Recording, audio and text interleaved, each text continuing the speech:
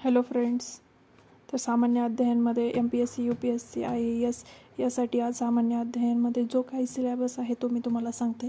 त्यामध्ये आपण पहिलं म्हणजे भारत का इतिहास म्हणजे हे एक आहे. त्यानंतर मध्यकालीन भारत, भारतीय राष्ट्रीय आंदोलन, भारत एवं विश्व का भूगोल,